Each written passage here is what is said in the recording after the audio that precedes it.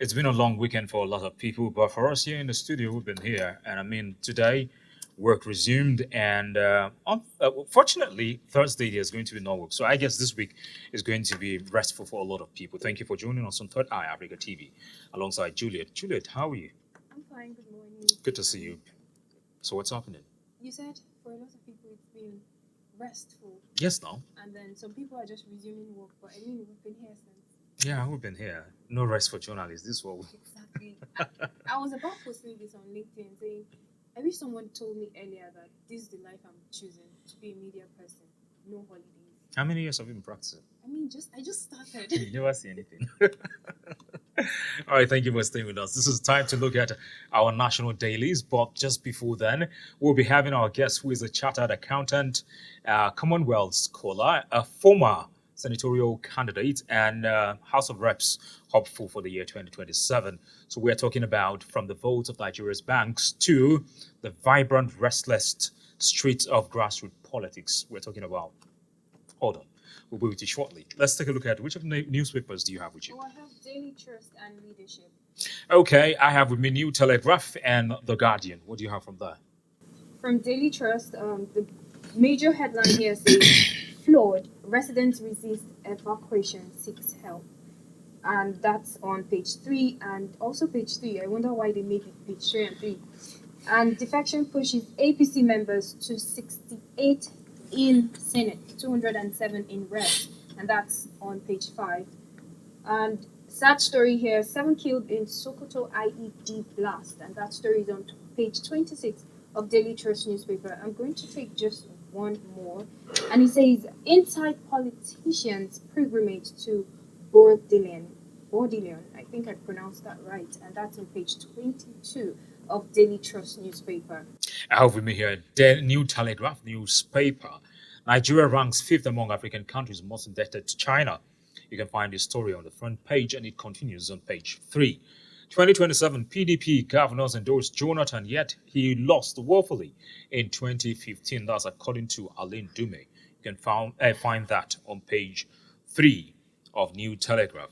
And then Wiki hosts PDP stakeholders says G5 governors saved Nigeria on page 2. And then moving to page 4, money my husband kept for Nigeria vanished after his death. Mariam Abacha on page 4 of the New Telegraph. Okay, moving on to Leadership newspaper. Mokwa flawed. Bago pledges 1 billion to victims, many still missing. And that's on page 14. And the major headline here says, pressure mounts on coalition to close rank. No single party can defeat Tinubu. Ex-presidential candidate, ex-ministers confirms SDP still in coalition talk. Key actors have agreed to work together, and that's coming from ADC chairman. And that story is on page 7 of the Leadership newspaper. P2B clueless on governance wants power, and that's coming from presidency, and that's on page 6 of Leadership newspaper. Quickly to look at the Guardian newspaper, 24 years later, new operators target telcos undeserved amid concerns on page 6. And then we have Otedola to consolidate stake in First Bank as Otudeco. Odukale consider exit on page 19. And we have Obi Oti Nenadi, relaunch obedient movement in Abuja today on page 5. And then Subsidy. Obi demands transparency on savings. Presidency calls him desperate on page 6. And this is what I can take from the Guardian newspaper. And if there's any other thing, I think it's found in other newspaper like Mariam Abacha, my husband, blah, blah, blah, blah, blah, blah. That's what we have right here. So straight up to our guest. Yeah, I introduced him, a banker, a Commonwealth scholar. And now he's into grassroots. Someone I respect a lot because of his humility. This is more of like, this is not me being Bivan, the journalist, the host. This is me talking to a brother here. Hello, Rijo. Good to have you. Thank you very much. How have you been? Fine, thank you. How's the long holiday? Long holiday, not for us. Maybe for you guys. Yeah, good to see you. Thank you very much. All right, Juliet, let's start. Talking about this, which of the stories do you want to react to, first of all, from this headlines just reeled out? Well, I think I want to comment on Senator Ndume's comments Yeah, in sure. regards to PDP governors and President Goodluck Jonathan. Those are two different scenarios, if you ask me. During Jonathan's time, he didn't really have a grip on the party. And while you may say 32 governors endorsed him, behind the doors, they were negotiating with APC. If you think back, you would remember that several people left their parties to join APC. Right? Or rather, several parties left PDP to join APC. Right now, what you're not having people leaving the APC to other parties. You're having people leaving PDP. And even the SDP that's forming a coalition, we have Senator Wadada that is joining APC. This week, the entire House of Assembly from Akwa Ibom State is going to join the APC. So you really cannot compare. This is comparing oranges and apples because we have a situation where you just mentioned that the House of Reps in numbers has grown. Likewise, that of the Senate, I think 68 and 207 or thereabout. So at a time, people are seeing the progress that this administration is making. People also know and can feel that there's going to be continuity in 2027. So people are aligning. In the past, in the time of Jonathan, people were walking away. I don't know if you understand what I'm saying. No, I think this is where I get to. You say people are seeing what the administration is doing, but a lot of groanings on the streets. People are complaining about this administration. I mean, what's the difference between this administration and what was happening in 2025? Because there's still hunger, like never before. And I mean, let's just be honest about that. Level of insecurity and this period and that of Goodluck Jonathan. What do you think about it? What do you have to say? And more of, I would like you to evaluate the Bola Ahmed Tinubu's administration in general. I will start with the issue of insecurity. There is no way you can compare insecurity in 2015 to present day. In fact, from 2023 to 2025, most of the bandits have been decimated. What you are seeing recently is a fallout of the US leaving Chad, Niger, and the rest. So all those places are ungovernable. All those places have less resistance, and so you find them. It's actually not Boko Haram; it's ISWAP, right? So these are two different bodies. So in terms of insecurity, I would say this administration has done a lot, and that is the reason why you can see even food prices crashing. People were able to go to their farms last year. Some people farmed 2-3 times on the same farm. Food prices have crashed, even though that is in addition to government import policy on certain foods and grains. So the people on the streets are not likely to feel the heat of this government government's policy, and I'll tell you why. When you are in negative, you must move to zero before moving to the positive. Do you agree with me? And as long as you are in the negative, it is very difficult to observe the progress. Moving from -5 to -4 may not be seen as a progress, but moving from 1 to 2 is progress. It's like you being in a hole, trying to come out. So much effort, so much agitation. Those outside don't see the effort you're doing. But the moment your head comes out, people know, yes, progress has been made. And where we're coming from a place where we're in the negative, and right now we're on a journey to zero. And until you get to zero before you start seeing the positives. I'll give you an example. The foreign exchange markets has been stable since December. There were slight glitches recently because of the Trump administration's proclamation on taxes and tariffs and all that. But that has been stable. The Naira is appreciating. And that gives investors confidence to come into the country, that they can even take out their monies as at when due. People are able to make medium and long-term investment decisions because they know that the dollar is stable. Imagine bringing in $1 million at 1,500, and when you want to pay back the loan, you have to pay at 1,600. That's about 100 naira loss on every dollar. I don't know if you get me. Yeah.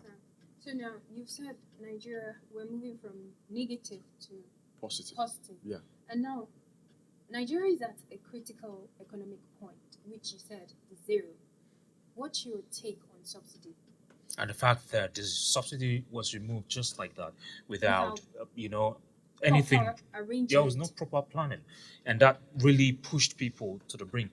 When you talk about poverty, was even though Nigeria was not named the poverty capital of the world and all of that, but people are going through a lot at the moment in the country. So, what's your take on the subsidy?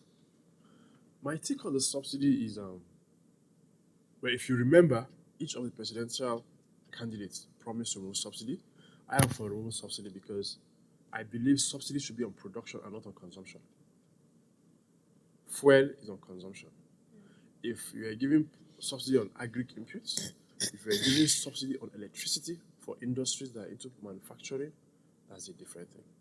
But when you subsidize fuel and the money is going to just a few people, it doesn't make sense. Every time you give a subsidy without a corresponding revenue increase, you've made a hole in the economy. And let me give you a classic example about why our infrastructure in Nigeria is so bad. Let me use water for example. If it takes you 1,000 naira to produce 1,000 gallons of water, and you say you want to subsidize for people, and you sell that water at 900 naira, unless you're able to make that 100 naira differential from another sector, it means that next year you are going to produce 900 gallons instead of 1,000. I don't know if you understand me.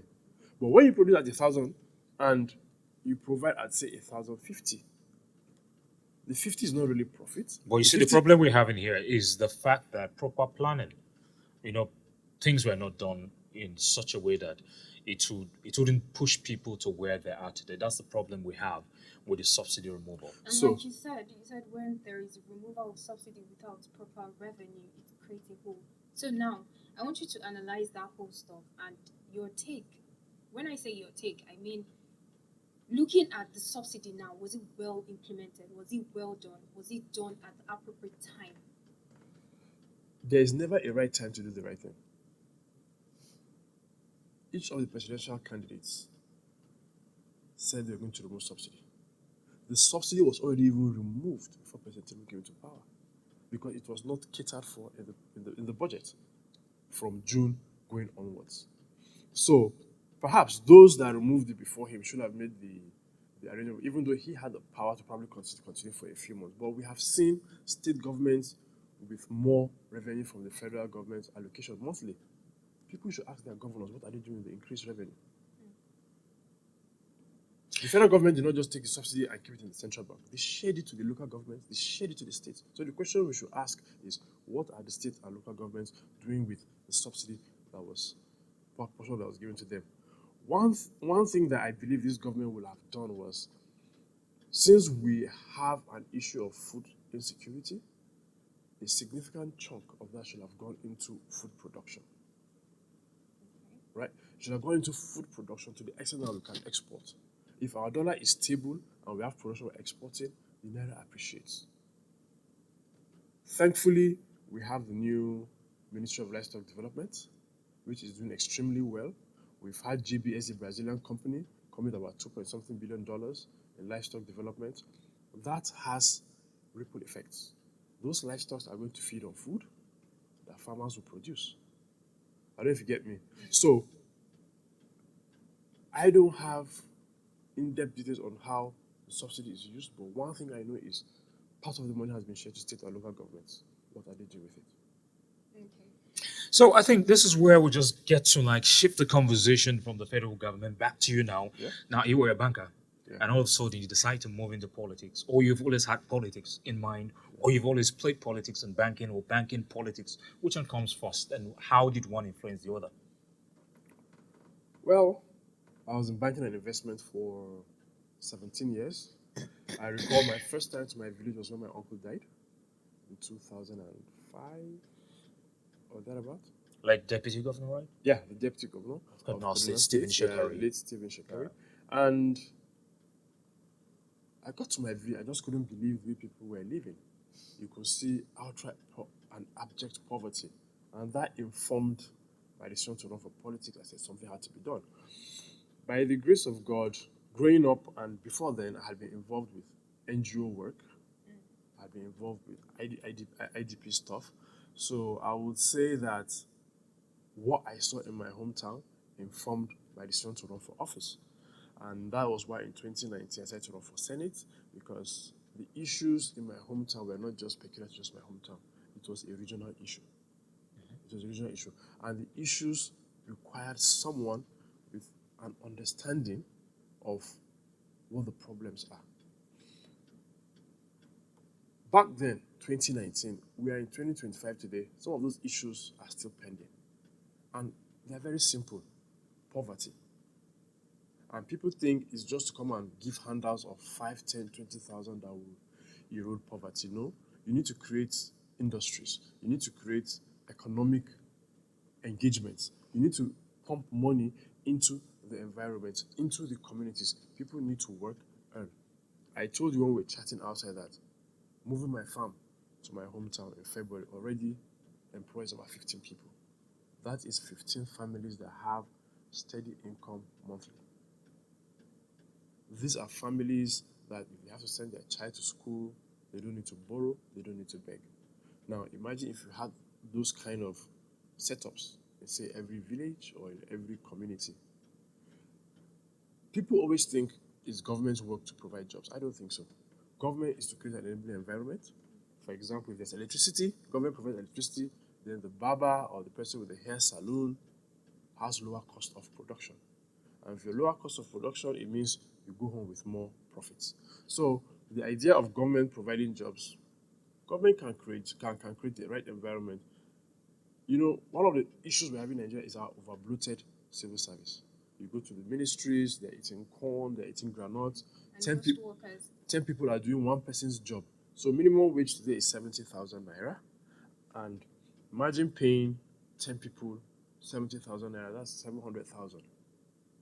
Now imagine getting qualified people, very qualified people that are devoted and committed, and I just get 2 of them, they're paying them 300,000. You get the job done and they'll go home. It's not about having many people in the civil service, it's the quality of work done.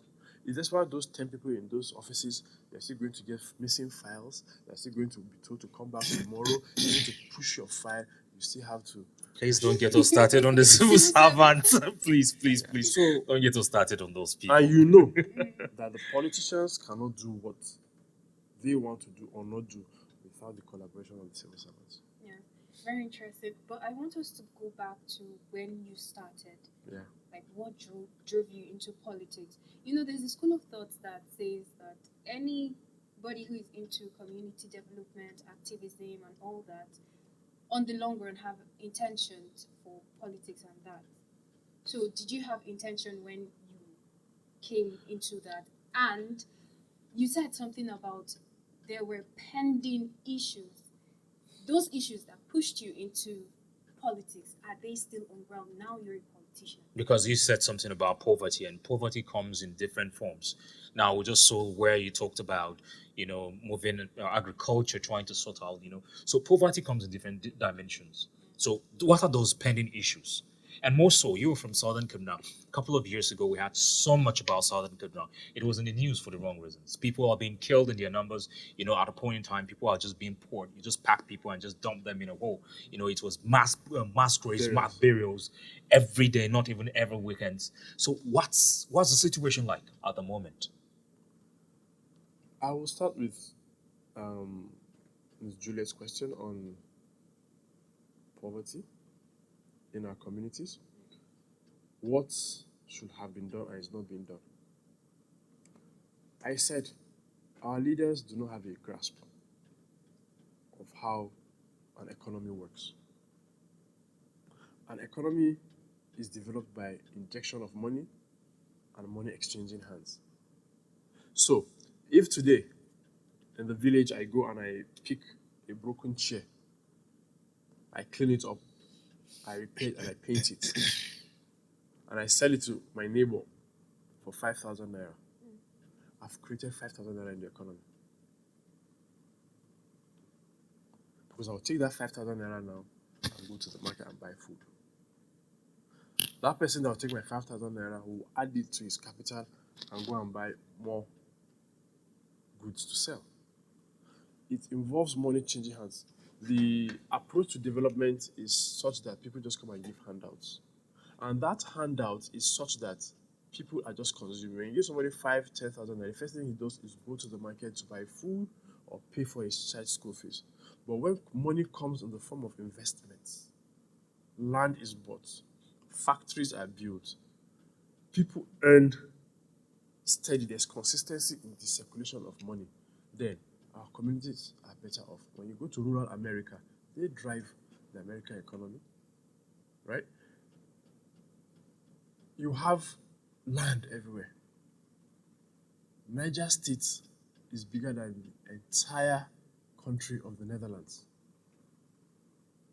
But Netherlands exports an average of 8 billion euros of beef and dairy products. Now, if you ask me, most of those farms are in rural communities. The entire value chain, whether it is feeding, it is the drivers that are driving the trucks that pick up the milk, or the factories, workers that are working, they're all in the rural communities. So what I intend to do coming into office is to attract investments that will involve even our own people investing in our communities. I have just moved my farm to the village. I consult for other people with my finance background coupled with farming. I am pushing for farming because that is what our people know best. Our climate is one of the best in the region, in the country. Our lands are fertile. Our area is more or less like a valley from the plateau, so from centuries of volcanic eruption, and we have fertile land. Almost every crop. This is just for Southern Kaduna you're talking about? This is Southern Kaduna. Okay. Yeah. So we're talking about poverty and the approach to eradicating that poverty. Thankfully to this administration, for the first time, we have federal government presence in our senatorial zone. We have a federal medical center and a federal university. Those are going to create jobs. In that university, they are going to build hostels. So imagine the university has 1,000 students, and half of them eat Indomie every day. Somebody must sell that Indomie, right? Those students probably might not get full accommodation. People are going to give them private accommodations to rent.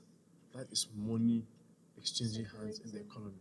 And that is what I look forward to in not just my constituency, but in the entire Southern Kaduna.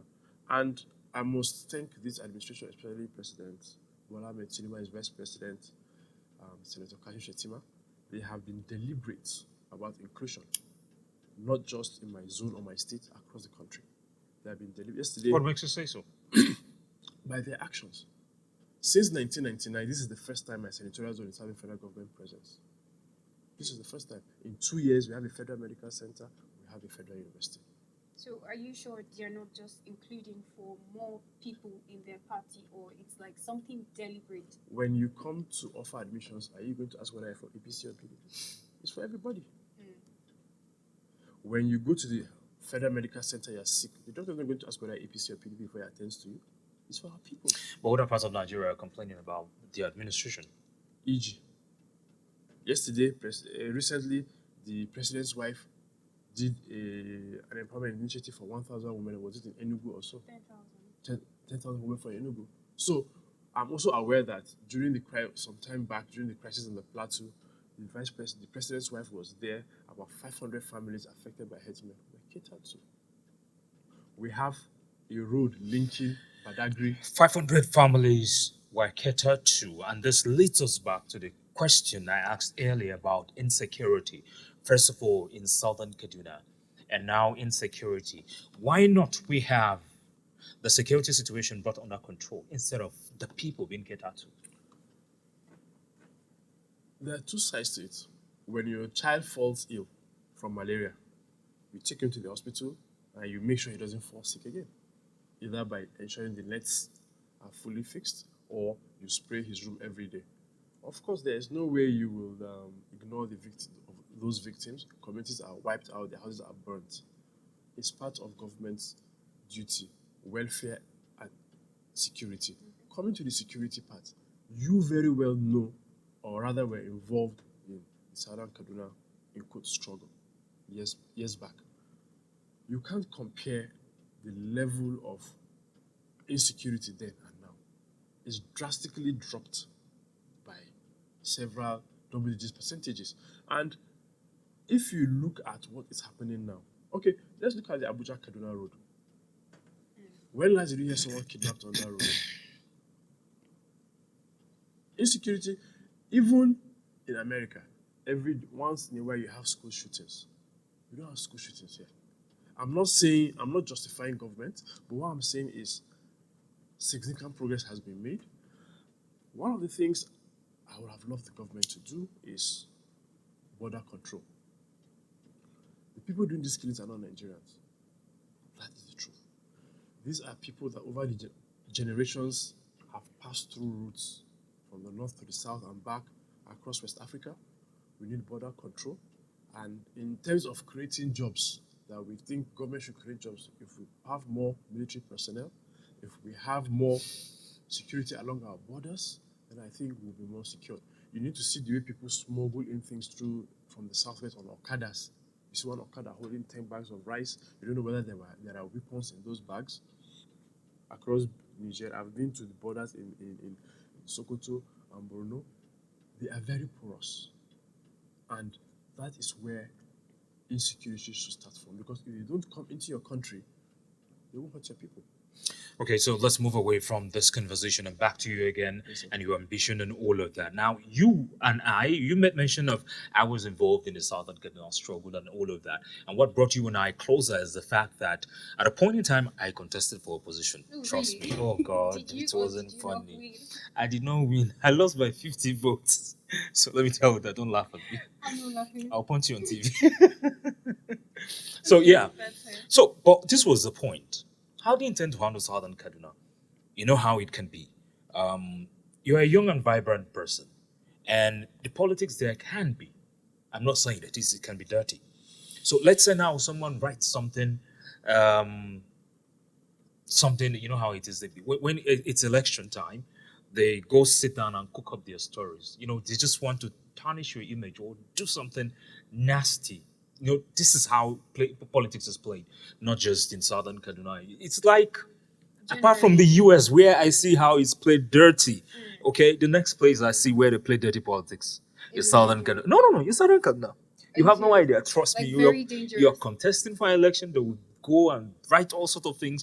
For example, I know someone that said he was the one that orchestrated the Zango Kataf crisis. Okay, someone like that sponsored rather the Zango Kataf crisis, and it was cooked up within among the Southern Kaduna people. All right, so we had the 2023 general election. Good luck. Asake, Jonathan Asake. He was one of those people. He was a Sokapo president. He was a vocal person. And all of a sudden, how did they intend to hold him? They accused him of course, I worked closely with him, so I know the kind of sacrifices he made. So when you are making good strides, these people among themselves, they can, try to pull you down. How do you intend to survive in these murky waters? First of all, one of my mentors once said, if you don't want to hear about your parents' history, don't join politics. So to be candid, I have always, may not be politics, but I've always seen myself in a position of leadership. So I have diligently and intentionally tried to, when the Bible says live above reproach. I'm not perfect, but in 2019, I had this kind of online bashes where I was accused of even being sponsored by Boko Haram. Sure. So you can imagine that kind of stuff, But it's part of politics. You see, politics is war without bloodshed, even though Nigeria usually have some bloodshed. But it's part of the game. And you have to understand that as much as we cry for development, in the first place, politics is about grabbing power. The question is, what do you do with that power? Let me give you a classic example. Jerry Rawlings illegally took over power by a coup and then killed people. But today he's revered as the best leader Ghana ever had. Another of my mentors told me there's no illegitimate means to power. It is what you do with the power that determines the legitimacy of your being in power. So, after 17 years in banking and finance, I've seen it all in terms of money, in terms of meeting people, in terms of handling large transactions. There are people that today, when you tell them this is 20 million, they will start shaking. They have no clue as to what to do with it. But when you think of projects or ideas on a grand scale and you've handled them, it's easy for you to now say, okay, I can move. You see, politics is not a career. I think it should be a hobby. Every politician should have a source of livelihood and not to go into politics because that's where you're going to eat and take cater to But your in family. Africa, in Nigeria, it is a career. Well, it is, and I have strived to excel in every sphere of my life. Coincidentally, my secondary school motto is strive to excel, and that has imbibed in me a spirit of excellence and diligence. And my coming to politics is to challenge the status quo. Is to challenge the status quo. In 2025, you cannot have people still drinking water from streams. It takes just less than 3 million naira to sink a solar borehole. We see how much money comes to local governments, how much money comes to the state government. But if government can prioritize their projects to meet with the people's needs, that will be excellent. Recently, we had the Federal University of Applied Sciences. Granted, Where? in my senatorial zone, in a different Kachia. a different local government.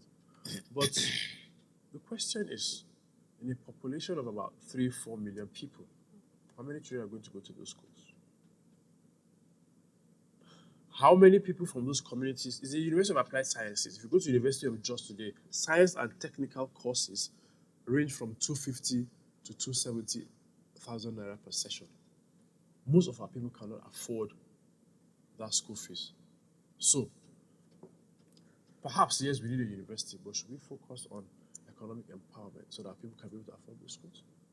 There is a school of agri-technology in my local government with 5 faculties: animal production, crop production, engineering, and that school has just 53 students. Simply because people cannot afford to go to those schools and pay school fees of 35 to 50,000 naira. So tell me, how can they attend universities of 270, 300,000? My farm has been privileged and favored to give scholarship to students in the University of Jos. We pay 270,000 for students of veterinary medicine, students of agri science, 300,000 for students of medicine. My people in my community cannot afford that. So, in essence, you're telling us now this is how you intend to find your way to the top of winning. Getting to where you intend Top to go in politics. politics. We're at a time where the largest demographic in politics are young people. These people can relate with me. I know their pains. Many of them come to work on my farm. There are many people that have business ideas that have guided, their businesses are flourishing. I know the message. I know what these people need. They need to be liberated, not to hold onto the apron of their so-called mentor that gives them 20,000 naira a month. That's not mentorship. I have been favored and blessed to rise to where I am today by virtue of scholarships. I've never had to pay school fees in my life apart from primary school. So I know what it means to give people opportunities. And I know those opportunities. Those that are much, much older and more advanced than me have no clue as to where we are going. Today, we are in an age of AI. Nigeria is trying to catch up with the industrial age, where we're in the AI age. You understand? And that AI can bring changes to our societies, whether it is through agric or through education. But the question is, in a time of, if you look at the world over, whether apart from Donald Trump, you have young leaders that are in tune with the current realities. Agric today is not just about sharing fertilizer. It's not just about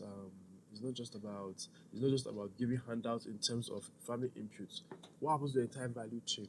What happens to storage? What happens to warehousing? What happens to producing products that are standard, that can be international standard for export? I really like the way you talk about, and then you still go to your farm. But like Bevan pointed out, this whole issues like them tagging you as being sponsored by Boko Haram and all that. How do you Were intend they- to run your exactly. campaign Were there in moments such a way where that if these people come for you this way, how you do you still intend to survive stand? them? Well, the truth of the matter is, one shouldn't go into politics blindly. If they come for me, I also go for them. Sure. We have the truth of the matter is, Okay. I do not intend to run a campaign where insults. I want to run an issue-based campaign. At the moment, I do not see the current opponents I have. I do not see anybody with a clear course to chart for our senatorial zone. My campaign slogan is a ray of hope, and that ray is RAY, rural transformation, agro-entrepreneurship, and youth development. My concern is to plant seeds that I most likely will not even eat the fruit of those trees. That is what true leadership is. I want to leave in quotes, a godly legacy. I want to leave a legacy that in 100 years' time, people will think back and say, okay, this man did this, and that's why we have this today. We've had about 3 governors after President Bola Ahmed Tinubu, but each of those people implemented the blueprint for Lagos State. And that is what we require, a blueprint for my constituency, a blueprint for Southern Kaduna. Interesting. We can go on and on here. Yeah. So I've been inspired by your whole vision and your entire story.